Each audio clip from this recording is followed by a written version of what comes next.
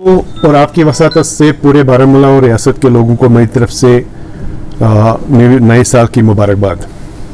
उसके साथ ही जैसे कि कुछ दिनों पहले हमने यहाँ पे एक बंदा जिसका नाम आसिफ गुल, इसको हमने 29 दिसंबर को पकड़ा था।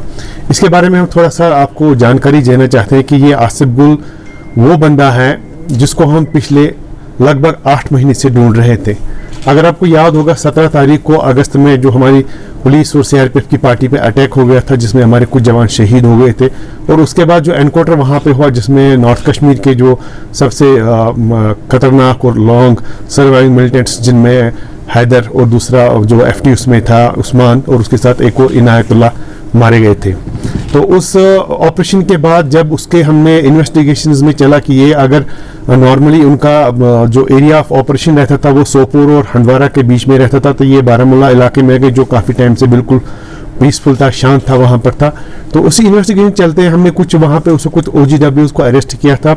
उन OGWs की जब हमने इन्वेस्टिगेशन की, उनसे जो इंटरोगेट किया था, उसमें हमें आसिफ गुल का नाम आया। तो उससे पहले लेकिन ये लापता हो गया था, ये हाइड आउट में चला गया था, या कुछ जो अभी तक प्रिलिमिनरी इंटरोगेशन इससे हुई है श्रीनगर भी गया है, बीच में ये आउट ऑफ स्टेट भी गया है और हंडवारा के कुछ इलाकों में घूमता रहा। ये कहने का मतलब मेरा है कि आज जो हमने इसको पकड़ा है ये एक ऐसी अचीवमेंट हम समझते हैं जो पूरी बारामूला पुलिस और जो सिक्योरिटी फोर्स यहाँ पे काम कर रहे हैं कि ये बंदा ऐसा है जो खुद एक तो इन्वॉल्व है, लेकिन उसके साथ से नौजवान लड़कों को भी तबाह करने में बहुत ज़्यादा इन्वॉल्व है। ये इसके नाम पे पहले से ही 29 FIR लगे हैं डिस्ट्रिक्ट बारामूला में, और उसके अलावा 2 FIR इसको सोपोर इलाके में भी लगे हैं।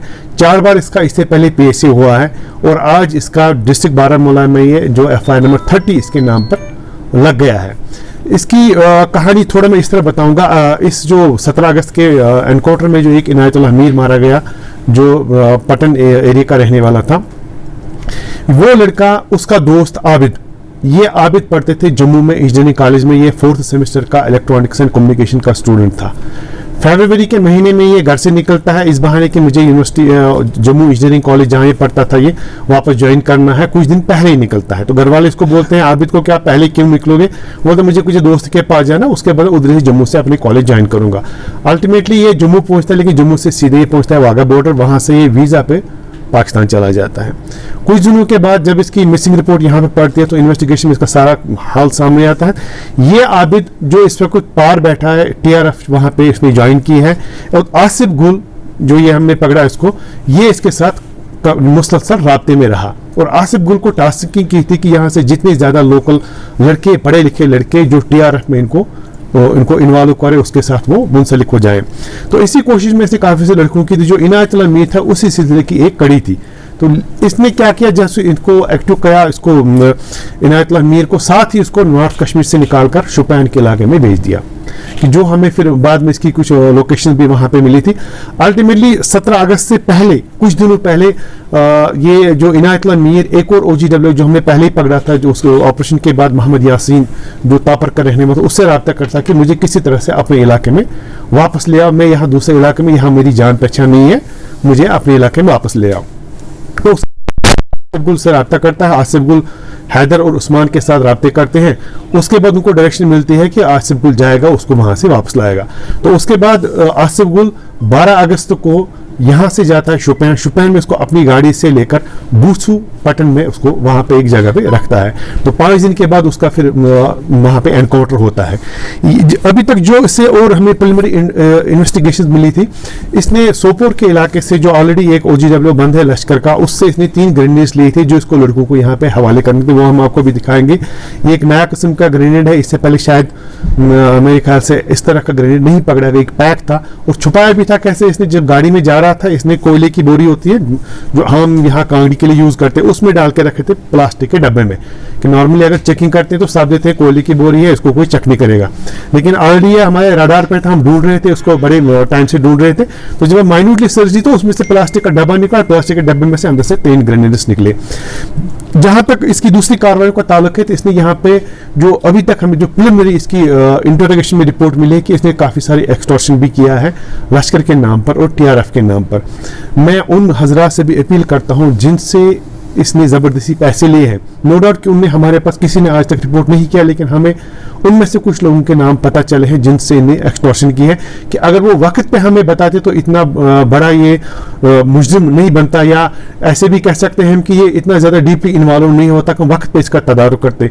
मेरी अपील रहेगी अपने ज़िशोर आवाम के साथ, अगर ऐसा कोई बंदा फ्यूचर में उनसे किसी पैसे का तकाजा करता, वो हमारी नोट्स पे जल्दी लाए, बगैर किसी डर और बगैर किसी खौफ के। नतीजा उसका ये निकलता कि इसने लाखों रुपए यहाँ बारामूला से जमा किए और मिलिटेंटों के खाते में डाल दिए। तो इस बार जो उसको पकड़ा गया, तो मैं समझता हूँ कि ये पुलिस और सिक्योरिटी फोर्स की बड़ी कामयाबी है। एटलीस्ट मैं जो समझता हूँ जो उसका प्लान था, कम से कम हमने 5-8 लड़कों को TRF के चुंगल में जाने से, इसके पकड़ने से बचा लिया। उसके अलावा ये श्रीनगर में रहा तो यह भी सुनने में आया है कि जहाँ वो कहाँ तक उसमें इन्वेस्टिगेशन में कितना कर पाएंगे कि इसने श्रीनगर में भी कोई टास्किंग की गई थी उसको पार से कि वहाँ लोग लड़कों को रिक्रूट करे।